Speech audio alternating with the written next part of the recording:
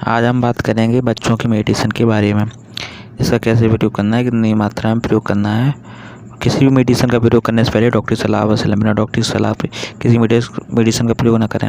आज जो मेरे साथ मेडिसिन है वाइसोप जूनियर मेडिसिन है। अब इसको लेने के लिए सावधानियाँ रखनी है।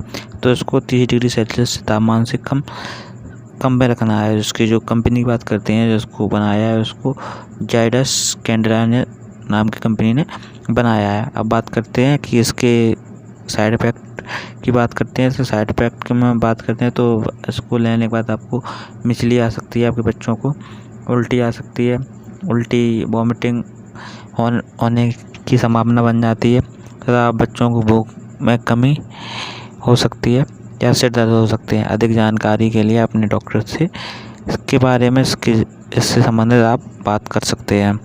अगर बात करते हैं इसमें जो कंपोजिशन है उसमें मेडिसिन की देख लेते हैं। उसमें फेनिलफ्रिन 2.5 mg का प्रयोग किया गया था। क्लोरोफेंथ्रामीन मिलेट का 2 mg, डेक्सामेथासोन हाइड्रोक्लोराइड का 10 mg प्रयोग किया गया है इसमें जो मिलाया गया है। इसके बाद सावधानी बात करते हैं, इसको बच्चों से दूर रखना है। अगर आपके बच्चे इस मेडिसिन से इसको दूर रखते हैं और किसी भी मेडिकल स्टोर पर डॉक्टर के पर्चे पे मिल जाती है। अब इसके उपयोग की बात करते हैं। उसका उपयोग सूखी खांसी के लिए बड़ा ही लाभदायक सिरप होता है।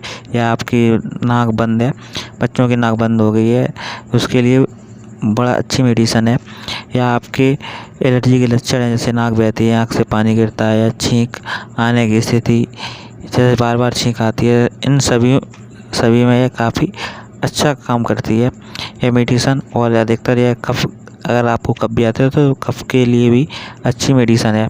तो बच्चों में जो खांसी की समस्याएं देखी जाती हैं या उनके लिए काफ़ी अच्छी मेडिसिन है।